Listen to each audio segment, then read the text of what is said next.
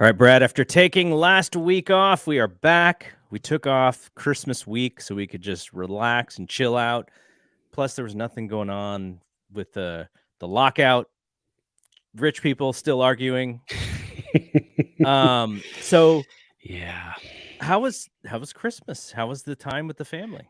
It was great. It was actually pretty chill this year. We had one house on Christmas Eve, about 10 people, and then the next day at my in-laws, we only had the four of us in our family plus them. Her brother-in-law was supposed to make it with his wife, but I'm sure you've seen on the news, if you live in the West Coast, there is lots of storms, and getting over the pass to get to Reno is kind of tough right now. So we kind of pushed that out a week or two. So I think after this weekend we'll get together and do that Christmas. So yeah, heard a noise back there. I thought I'd locked one of my cats in here, but I guess. So yeah, so it was nice. It was pretty mellow, pretty chill. Got some couple of nice gifts. I'm not much of a nowadays, being in my late 40s, people go, "What do you want for Christmas?" I've got everything. I don't know. I don't need anything else. So yeah, so we did similarly. We had the one on Christmas Eve, the get together, and then the one on Christmas Day. Got to really it's about the little ones. Like, they still get such a kick out of it. So, my stepkids being as young as they are, my stepdaughter, she got like a violin from her dad. Nice. And so she's been ripping through that thing. Does it sound good? It does. Sounds really good. Yeah. I'm sure there's some level of I'm sure it's not like a real violin where you have to like hold it correctly and everything for it to sound good. Like, I'm sure it helps a little bit, the one that she got, but it's really cool. And then just hung out with the family, got to see the Warriors get a nice win on Christmas Day. Yeah. Niners, oh man, they pooped the bed on a couple days before Christmas Eve, but can't have them all. And now Jimmy Garoppolo supposedly has a thumb injury, so it's going to be Trey Lance time to close the season, and then we Rams are losing players too, man. I did get this. This is cool. I think. Oh yeah. We're going to have to play you guys for us to make the playoffs, and that's going to be a rough one. I hope we can repay you for what happened to us earlier this year, but I don't know. I think you guys will make the playoffs because I think. Let's see. We go to Baltimore this week, which is tough, and they're struggling of late. They're struggling, but they moved us from the 4:30 p.m., 1:20 p.m. our time, 4:30 p.m. time slot. They moved us down to 10 a.m. Oh, no way! You rarely see that happen. Yeah, so all of a sudden now the Rams have to play. They thought that they were going to play 1:30 our time, which they're used to playing when they're at home. Now they're going to play another 10 o'clock game, which they just did. Shoot, who did we just play? I don't even remember. I watched the game yesterday, sat on the couch, yelled at the TV, and I don't remember who the hell we played. Who did you guys play? I don't remember. Yeah, because the Niners played Thursday, so I didn't even watch anything football related yesterday. Yeah. So. Good God. I have no idea how I can't remember that. But anyways, I'm going to look it up because it's going to bug the crap out of me if I don't. The Vikings. There you go. We went on the road to Minnesota, beat them up. It was a close game, though. It got a little tight there at the end, but the Rams pulled it out. And they got a couple injuries, too. So it's definitely injury season.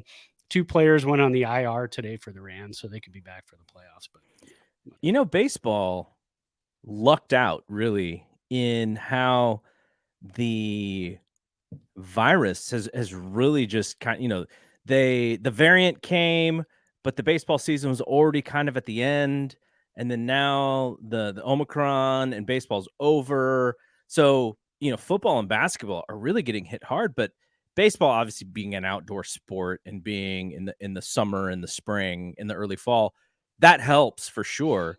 But it's not like nobody tested positive, but it wasn't craziness like what NFL and NBA are going through right now. Yeah, and baseball, they did have the luck of it all because they started rolling out the the vaccinations December, January, and then by the time it got to the players and everything, they were very well protected with their second shot. Everything was good. And the shots kind of started wearing off. I mean, my second one was supposed to have worn off around November. Mhm. So and that's, if you got your shots in March, then that's kind of the way it rolled. So Yeah. players got theirs later and actually covered them later, which was really nice. And then yeah, that variant just kind of ripping through. I mean, what did they have?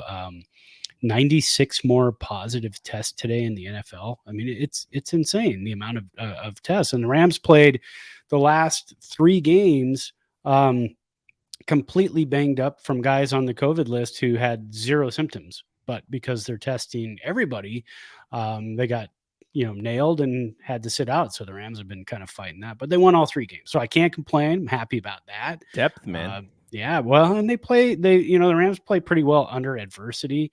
We saw them have that 3-game losing streak earlier in the season and kind of bounce back from that, so that was kind of nice. But yeah, so it's gonna be a little interesting. We've got the lockout. Got to see how that kind of plays out. When that's over, we're probably gonna have what we had last year before spring training, the COVID rules. Yeah. There's gonna be rules for each team, and it's gonna be different this year. Are they gonna be the first ones that jump in and say, okay, you have to have your booster to be considered officially vaccinated? Because I think the CDC is actually going to change that fairly soon to say you are fully vaccinated if you've had your booster. Yep.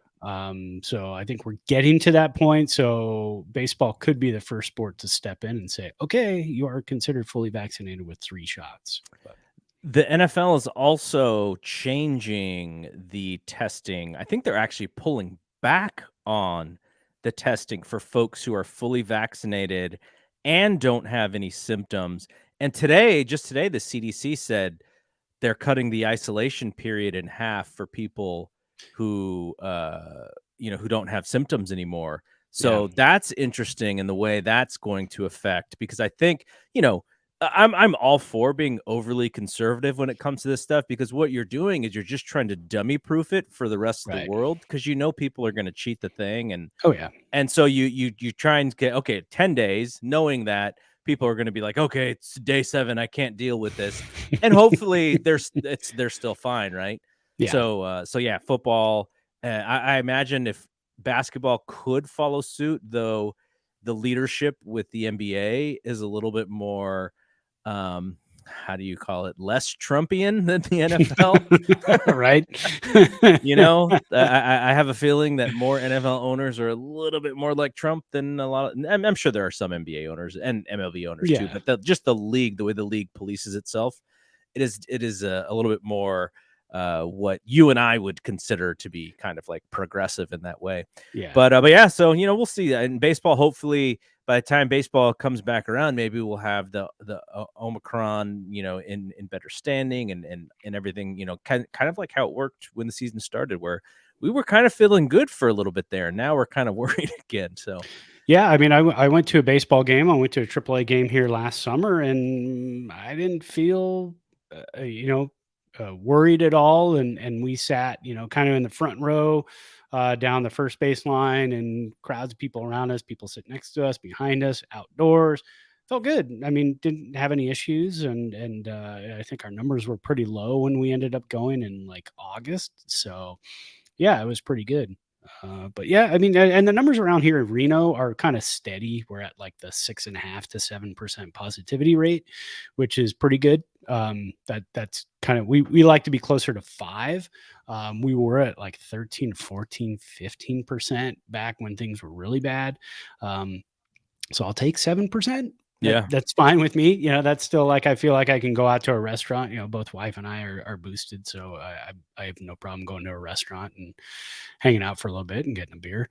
But yeah, I'm really kind of worried about the baseball season on 2 fronts now, because you've got the health front and you've got the lockout front. The frightening thing is that with that is we haven't heard a damn word about the lockout. I know. It's just kind of still There's like hanging nothing. around. There's no news. No, and I would assume as soon as the new year hits, because again, this is a traditional week where a lot of people are just not in the office, and so Mhm. I'm sure a lot of the owners, a lot of the Players are on vacation. A lot of people are just on vacation right now, just relaxing with the families, which is what they should be doing. So I'm sure we'll hear a little bit more about that as soon as next week rolls around. All right, let's hit the theme music, and then we'll come back and start the show. Bedrosian throws to Sandberg, and the pitch is grounded to second base. Thompson has it, throws to first. It's over. 27 years of waiting have come to an end. The Giants have won the pennant.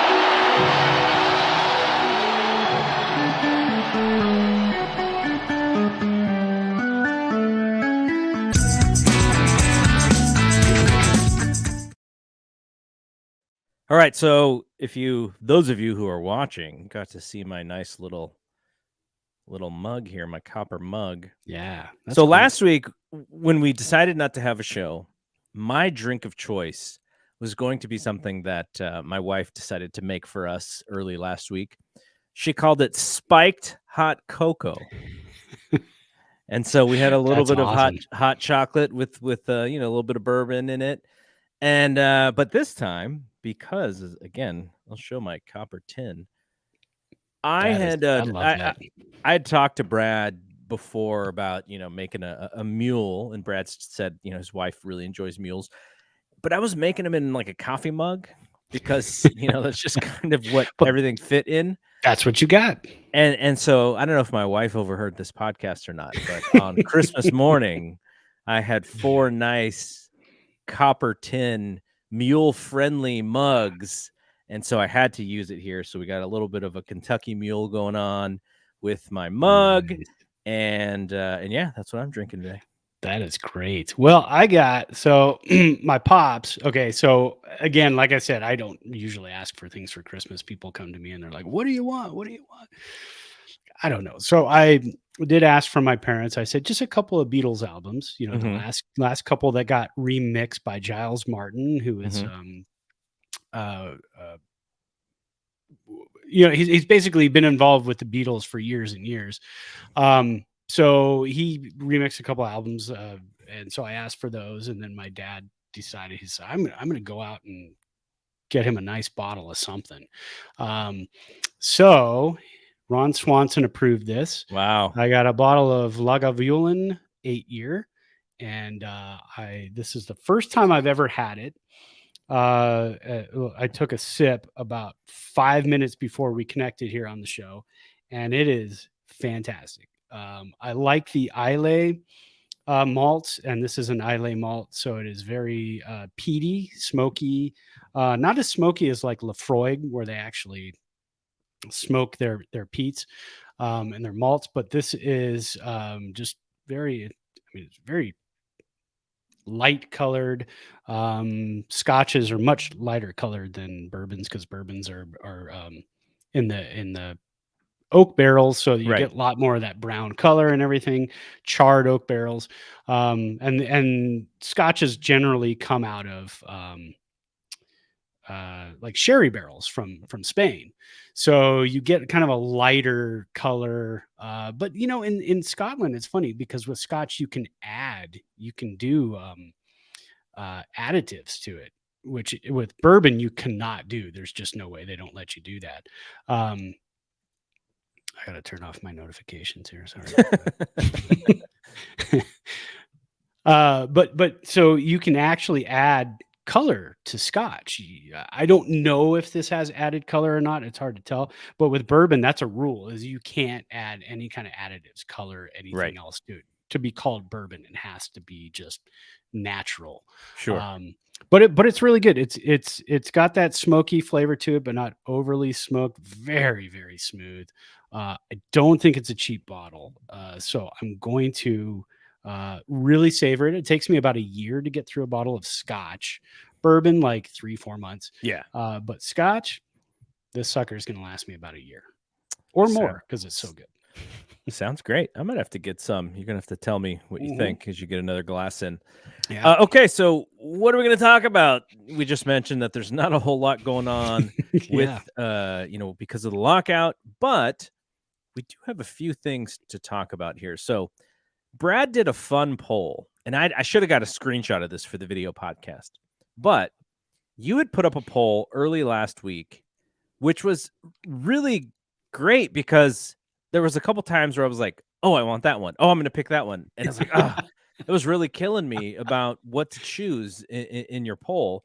But why don't you explain the poll? And I'm kind of interested to hear what you chose, and I'll explain what I chose as well. Yeah, so I put this out on December 21st, and I think I put it out for about 3 or 4 days. I did it leading up to Christmas because the question, and we took the show off last week, so I thought, well, let's give the listeners and the followers on Twitter something to kind of chat about a little bit. Um, so I basically said, Merry Christmas, Giants fans. You get one guaranteed Christmas gift this year. What do you want under your tree? And the 3 choices you got were Giants win 2022. Is it going to be 2022 already? 2022 West. Yes. I know, it's flying by. The Giants sign Nick Castellanos, or Bonds is elected to the Hall of Fame. I mean, a couple of those things could happen, but if you wanted a guarantee under your tree on Christmas Day, you got to pick one of these things. And yeah, it was because I want all 3. I really do. I want all 3. I should have told that to my Grant parents. Bribee doesn't want all 3, but we'll talk about that one. Yeah, he was a little sour on one of those, but he also, I don't think he'd be too upset if it happened. But yeah, so going through the poll, Giants sign Castellanos came in third at 10%. Not too many people wanted that one. I thought that was kind of like a big deal.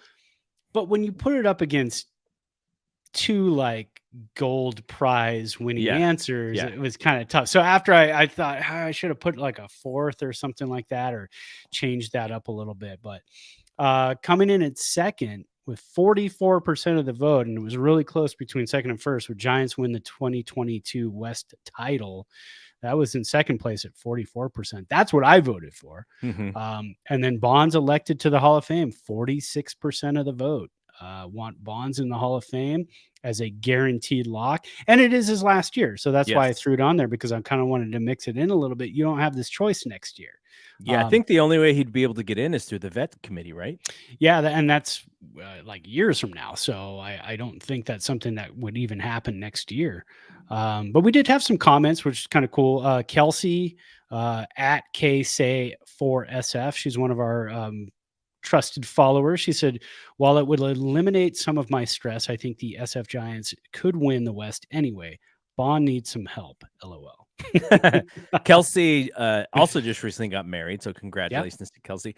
I've known Kelsey since, I want to say, the 2009 season. Oh, wow. And we've only known each other through Twitter, but we've actually hung out together a few different times going to games, because back in the day, the late 2000s, when Twitter really started to pop off, you had what these were called tweet ups. And so if you all followed the Giants and you had like this friend circle, then you'd kind of get together and you'd go to a game, or you'd grab, you go to a bar and grab some stuff just to hang out, because you've been talking to each other on Twitter. So that's how I met Kelsey. And the maid of honor, I think she was the maid of honor in Kelsey's wedding, is another friend of mine, and her at handle is the Mary Walton. I know Mary a lot better than I know Kelsey, but I met them right around the same time. I've actually hung out with Mary quite a bit over the years, because we were just always going to games. So I know both of but Kelsey is really good people, and I'm glad she replied. And again, congrats to her on her nuptials. And we had quite a few responses, which was great, because I did give it the 3-day window. Again, there's not much else going on to talk about in the baseball world and the signings world.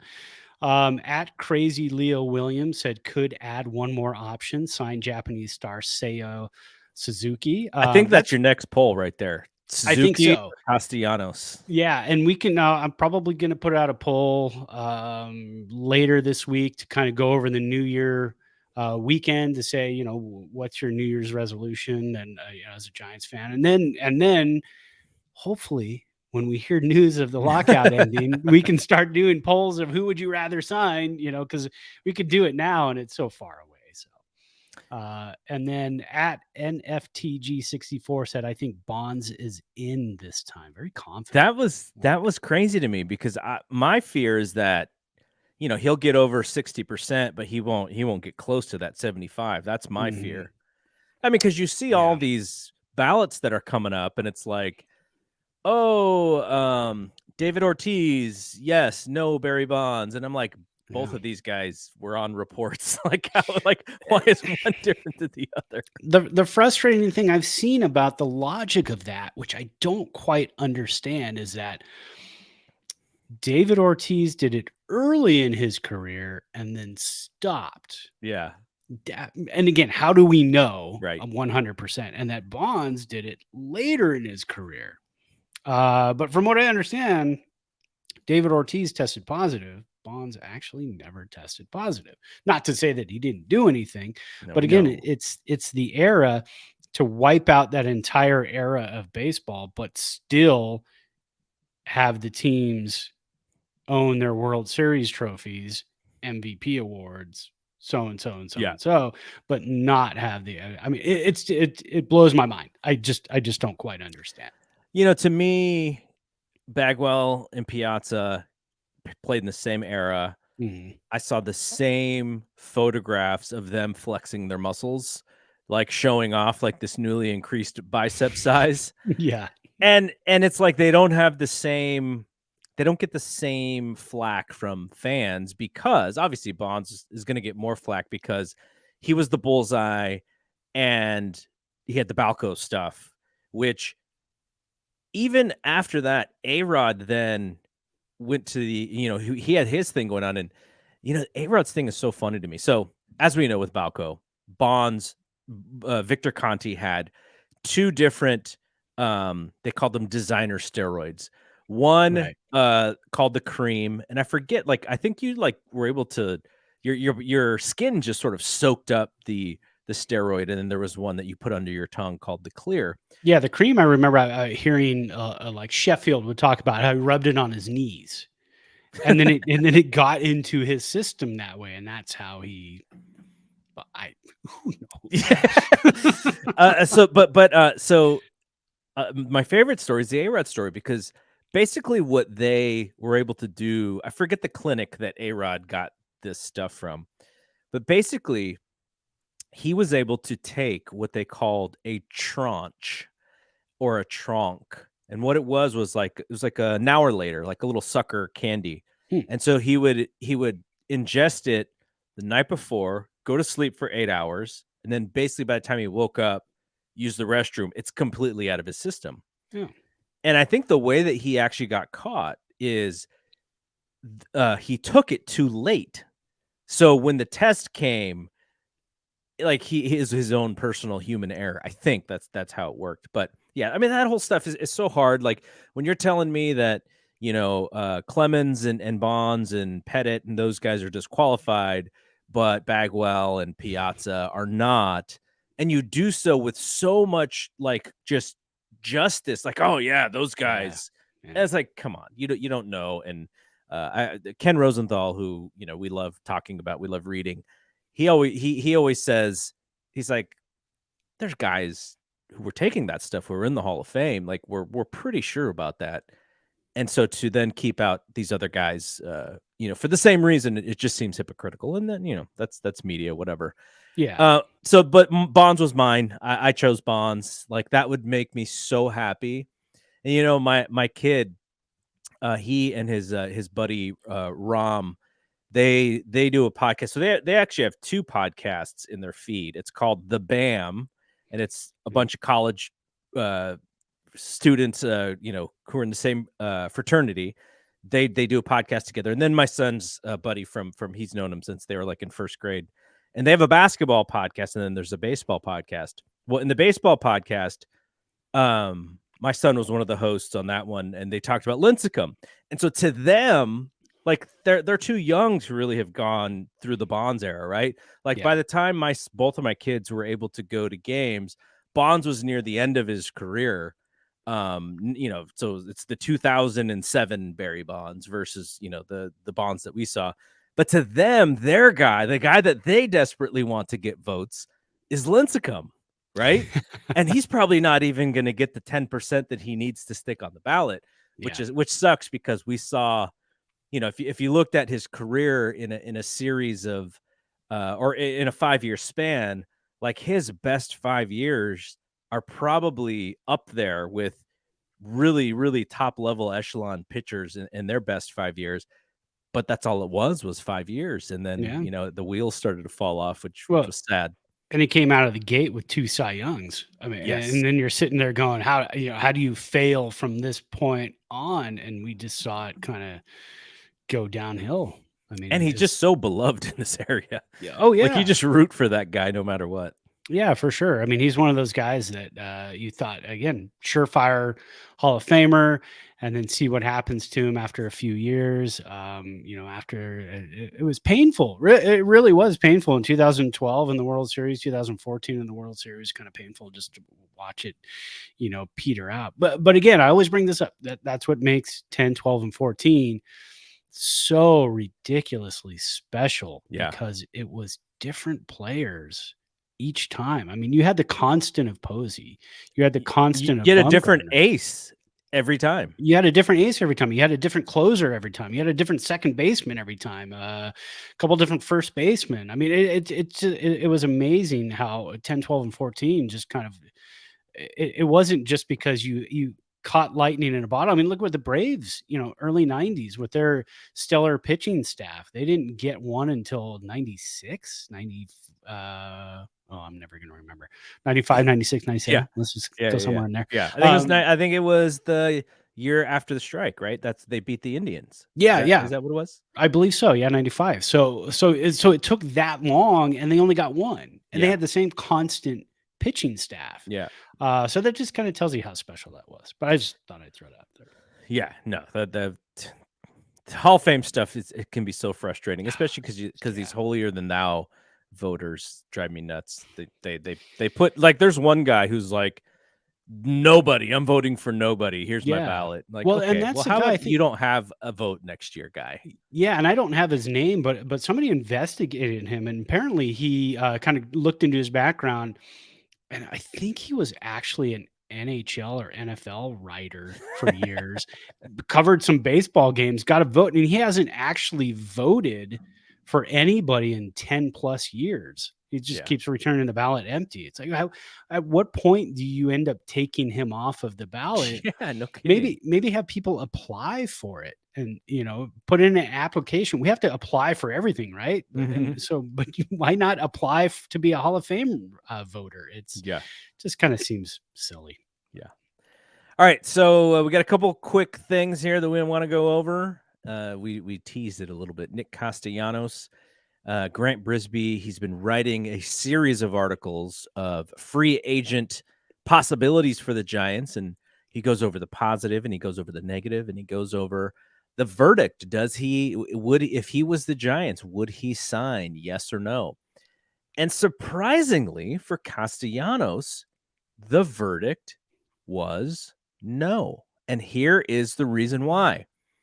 He said, so let me go to the beginning where he was talking about the swing. Like, the defense, not great, but the Giants have basically been able to cobble together a defensive outfield and been okay.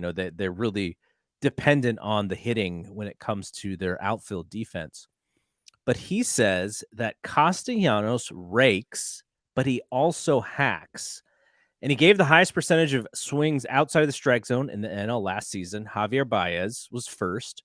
46.6% of his hacks were outside of the strike zone. Not shocking on that one. And Avisail Garcia, who we talked about as well, who I was like, how come the Giants weren't in on that guy?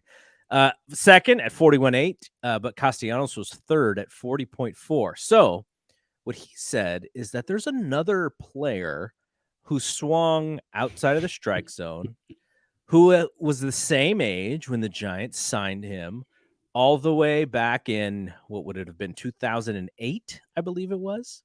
I think 2009. Okay, 2009. Yeah. And so I'll look it up.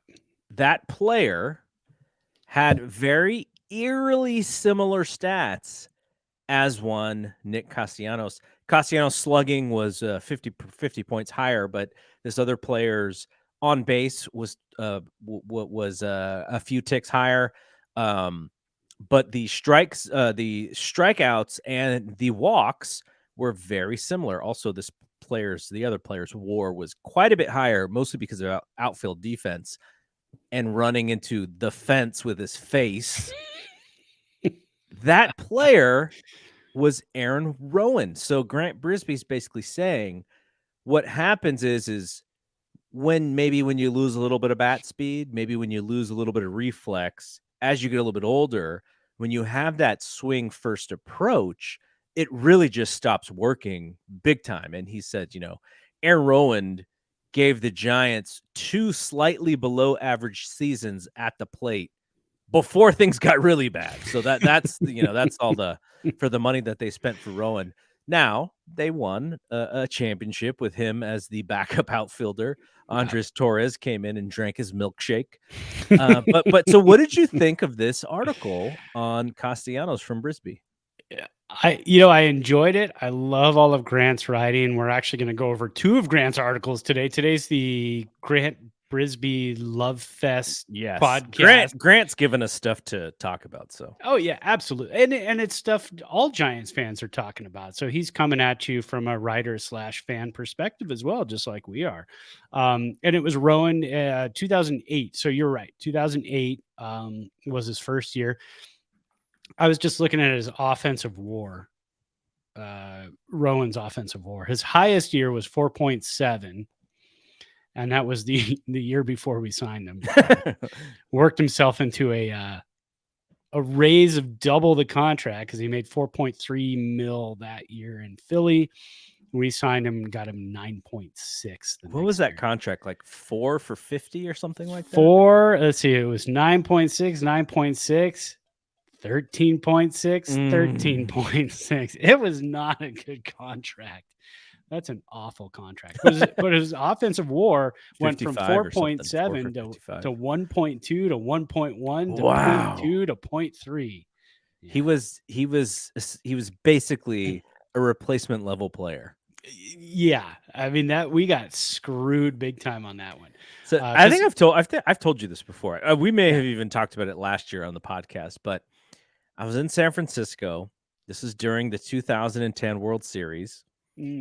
I think it was during the World Series. It was either during the World Series or the playoffs. I can't remember the time frame, but when you walk around San Francisco, you'll see some players sometimes. Like I've seen Pablo, around town. And I'm at work, so I must have been walking to Starbucks or I'm walking to get lunch or something. And I see this guy walking in like a velour suit, like a velour tracksuit. Oh no.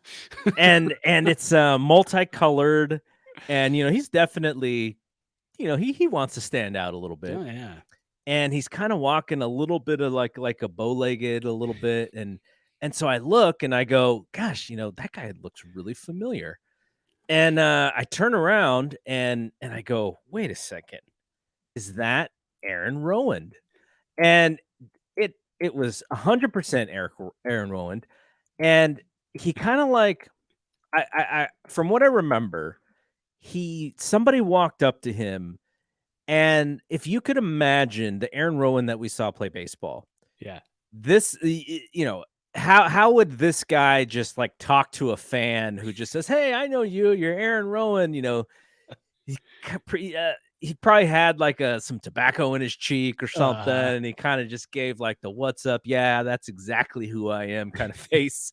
And this is no dissing of the guy. Like, I'm sure some of how I viewed him was as the replacement player who was making $55 million for the Giants. But it was just so funny because I was like, this guy is definitely trying to be noticed, and he's stealing money from the team, and but it was cool. I was like, this is the velour suit, man. I like it. I think we have talked about this before because we're like, oh yeah, that's Philly through and through. Exactly. Or tracksuit, exactly. Gold chain. I'm sure he did. But he's from Portland, Oregon, which is like the exact opposite of Philly. He went to Cal State Fullerton. Is that the Yeah, college? That and he was went to? only in Philly for 2 years. So, kids, that's what Philly cheesesteaks do to you. Don't eat too many Philly cheesesteaks. But no, I liked it. I liked the article. I like the fact that he brought in some cool stuff. I love Grant's like cool little numbers that he brings in. Here's one that I didn't even know existed. Nick Castellanos was second in the league last year, the entire league, in sweet spot percentage. Oh, I yeah. didn't know that was a thing, but now I love it. When he hits the ball, he hits it really, really hard. Yeah, hits it on the sweet spot, and that's got to be. I would imagine there's some sort of camera capturing the sweet spot of the bat when the ball hits it. I mean, because you can't measure a sweet spot of a bat with, miles per hour off the bat, hard hit ball rates, this and that. That's probably measured by a certain distance and speed off of the bat. Sweet spot, that's got to be, you're seeing that on the camera, right? guess. It's hitting this part of the bat and somebody's measuring that. I don't want to be that guy, but it's pretty cool that we have those stats. So he was second in the league last year in sweet spot percentage at 44%. Number one was Votto, his teammate, at like 46 or 48%, something like that. But yeah, so he did bring up a good point too. Grant did that right field. I mean, because Castellanos is pretty much a right fielder now. Hasn't played the infield since 2017. We kind of picture him as maybe a left fielder. But he's probably going to get plugged into right field. Yaz can move over to center. And then you've got Slater and Duggar. You've still got Ruff in left field. So there's going to be some mixing and matching going on. But Nick Castellanos with a really bad glove playing right field at Oracle. I don't know how well that sits. And I know Brian, your son, has talked about that quite often. I always kind of brush it off. I go, well, it's not a big deal. We'll kind of hide him out there and whatever. But you can't hide somebody in right field in Oracle. It's just not possible. I mean, we've seen it before. You try to hide Bryant out there, try to hide him in center field, not hide him, but put him in center field during the playoffs. And he had a rough game out there against the Dodgers. So it's kind of tough to say, well, we'll sign him. But again, DH, we don't know if that's coming along. So that's another. I don't think Grant mentioned that at all. But that's somebody you can sign, and he could be a DH and be your fourth or fifth outfielder. I wonder if that's why maybe that's why he didn't sign immediately, because his agent was like, "Look, if this DH comes to pass, you're going to be worth even more money." Yes, you're going to be worth more, and there's going to be a lot more teams open for you, because I'm almost wondering if they were kind of aiming back towards the American League with him. Even though he was in Chicago with the Cubs, he was in Cincinnati, but he came from Detroit. So it's one of those things that, was he aiming to go back to the American League? But now with National League, possibly having the DH, that could open a lot more doors for him. And like you said too, you get a lot more bidders, and that rate can certainly go up. So I'm still on board. Grant did post a possible lineup, and I'll throw that out there. You got La Stella at second. La Stella at second base, batting first. Brandon Belt batting second. Castellanos third. Crawford fourth. Fifth, he's got Ruff and Lamont Wade Jr. Sixth, Yaz. Seventh, Longoria. And eighth, Joey Bart. Like he even mentioned too, 6, 7, and 8. You're banking on a lot. But if you got a guy like Castellanos in the lineup, it could hit 35, maybe even 40 home runs if he goes on a tear, stays healthy. And then, with Belt in front of you and Crawford behind you, maybe you pump it up a little bit and get 4 or 5 more home runs. But that's 6, 7, 8. And the Giants have a lot of work to do once the lockout is over. The Giants still have a lot of work to do on the lineup. Pitching staff's kind of getting rounded out, but they still have some work to do on that lineup.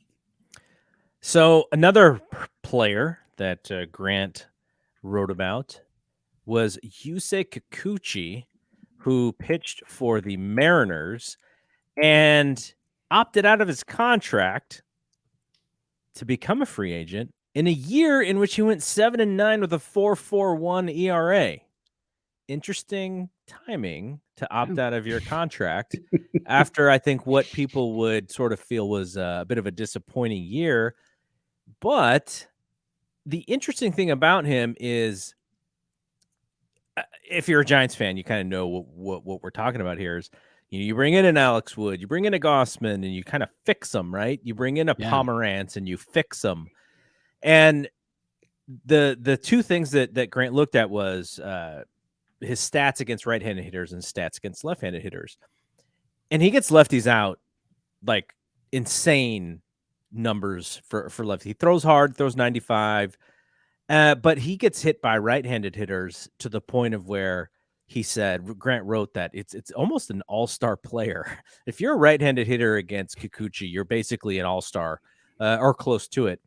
And he was writing about how he just throws more breaking pitches to the right-handed hitters, and they, talking about hard hit rate is just off the charts against him with the right-handed hitter. So he was writing like, look, maybe we have him throw more fastballs to these right-handed hitters. Maybe we don't have him throw any changeups to these guys, just the way that he was writing it.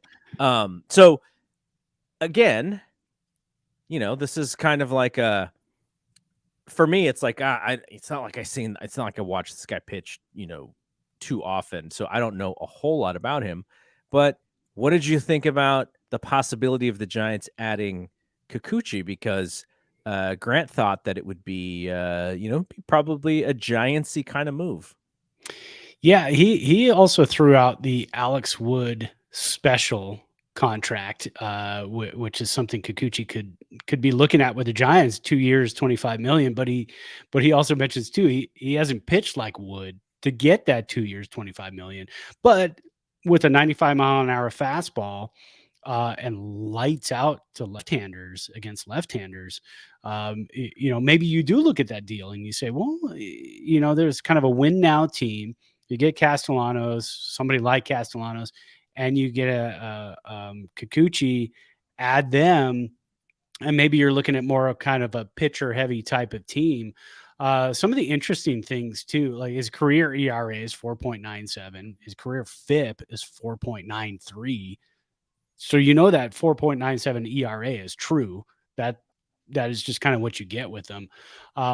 Throws the fastball and the cutter 71% of the time to both left-handers and right-handers. Actually mixed it up. He gets hit because he throws more fastballs to right-handed hitters than changeup. So I actually had it reversed. Yeah. He throws 71% of the time it's a fastball or a cutter to both left-handers. He doesn't pitch them any different. I was watching a video.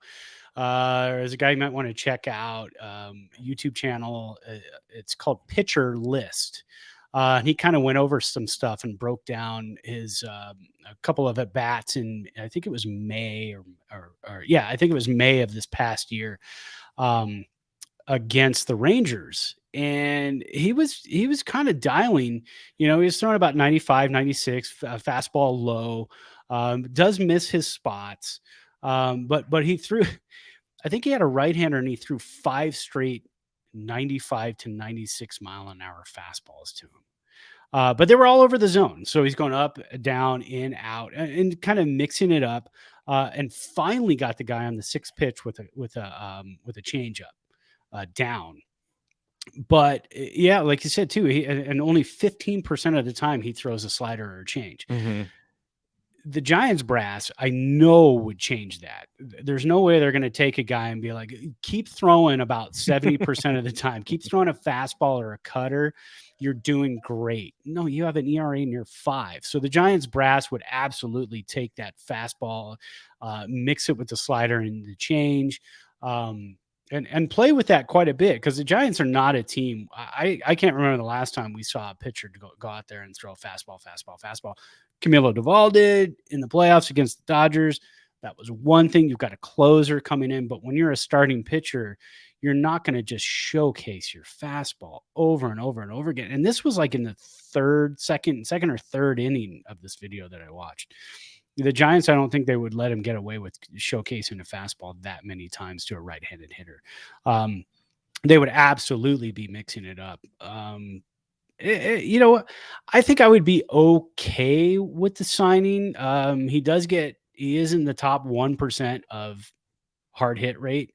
It was funny. Grant said, I think you take 100 pitchers, it doesn't matter who they are, and they're all going to have a better hard hit rate than Kikuchi did. And he questioned too, can you fix that? I think you can. I think you can if you get somebody off balanced. If you're mixing in more changeups, if you're mixing in more sliders, some off speed stuff. I think when the fastball comes, you're going to have somebody kind of off balance, and maybe you won't get as many hard hit balls. I looked up his stats earlier, and I think he had something like he averaged like 33 home runs a year. That's a lot of home runs. But if you're showcasing the fastball, it's going to happen. He does pitch in a really nice pitcher's ballpark too, up in Seattle at Safeco, if that's even called that anymore. They're all changing so often, but I mean, bring him into Oracle and you have kind of the same type of ballpark.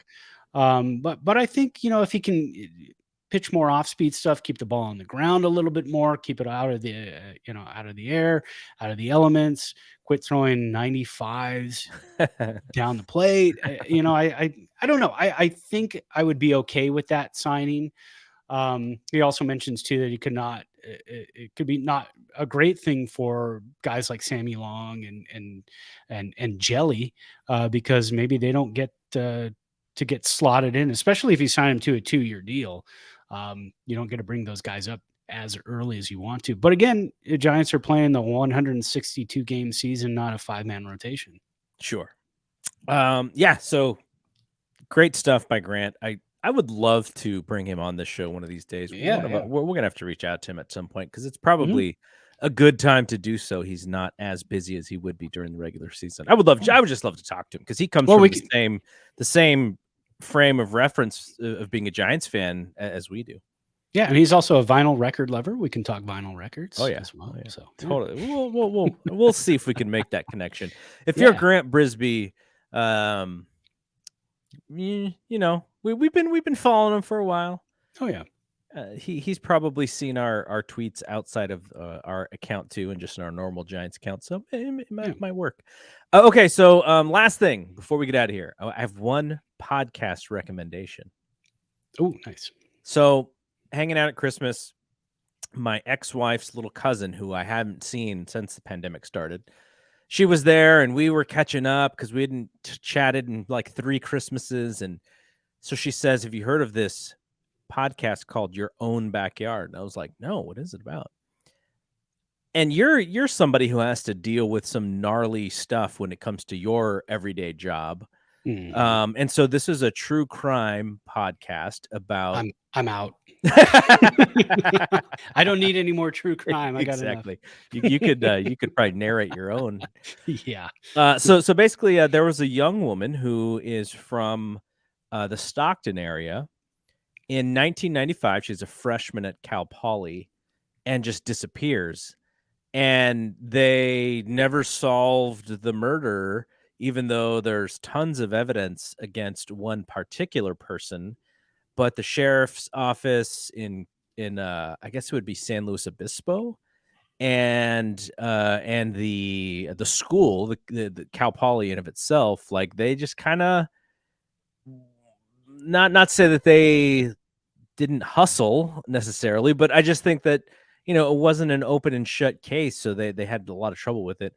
Anyways, so this thing happens in 1995, and this guy, he decides that he's going to do a documentary about this young woman who her murder has never been solved. And he just digs deep. And this, like you're talking about, he's turning over every possible stone.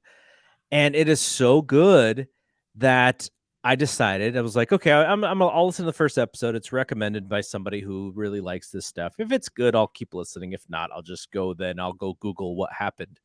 So he starts this podcast in 2019. In 2020, early 2020, I think he was pretty much done. Like all the information that he had, he'd said it all.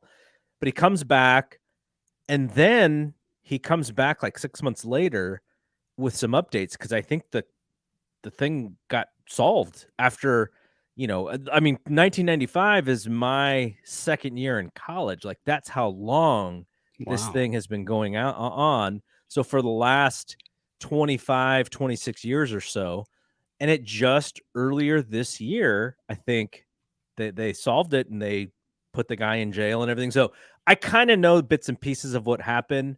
But the whole podcast goes in deep. So I'm not going to do my Google search and my digging until I finish the podcast, but it's called Your Own Backyard.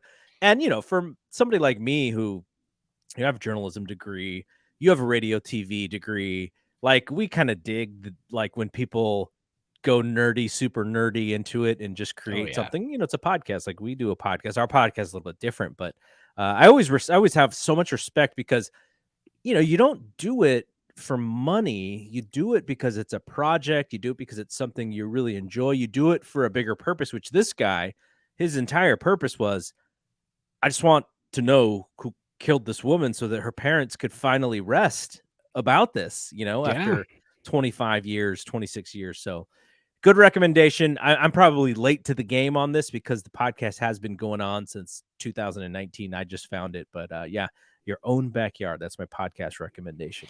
Yeah, and I'm not a huge fan of the true crime stuff. Like I won't watch any of the true crime stuff on Netflix. I'm not a huge fan. But the cool thing about those is they actually bring to light the crimes again. Yeah. Some cold cases, and then they go out and actually solve the case, which is great for the families, the victims' families, and everything. I've worked on at my job a couple of cold cases over the years. And it's always satisfying.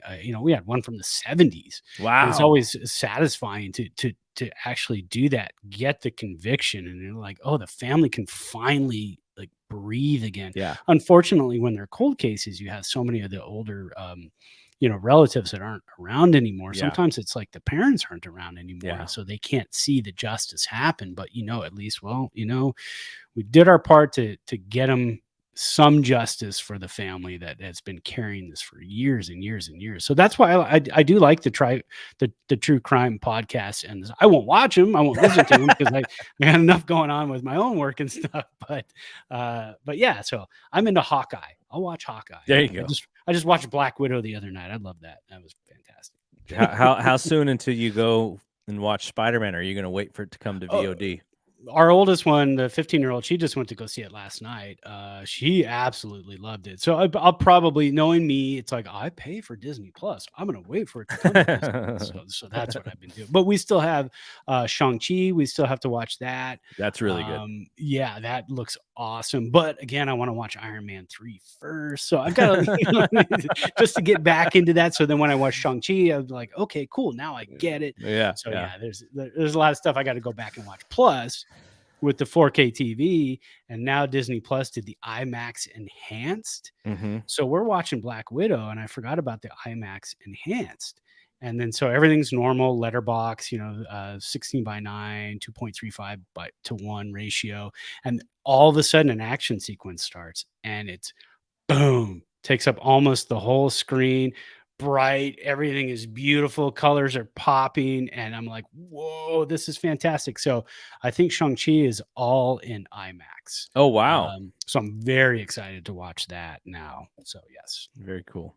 Yeah, I still need to finish Mandalorian because Boba Fett comes out this week. Yeah, and I think the Book of Fett is actually rated MA. I saw that in a little blurb, and I go, because I was getting ready to watch it. I'm like, oh, the 13-year-old, hey, we could watch this because she loves Mandalorian.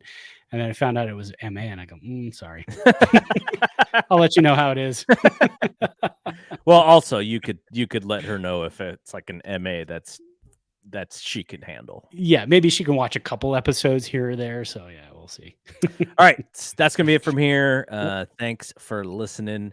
Also, just if you are on your little Apple Podcasts or whatever, give us a rating, drop a 5-star in there for us, and yeah, so subscribe also to wherever you get your podcasts, so we can see the downloads and I can see those numbers going up, and maybe just maybe Apple Podcast decides that, oh, we want to highlight these guys for Giants Podcast. You search for Giants Podcast. We want to get these guys in there. Yeah, these guys are good, man. These guys are really good. All right. Thanks to Brad. I'm Double G. We'll see you when we see you. Peace out. Peace.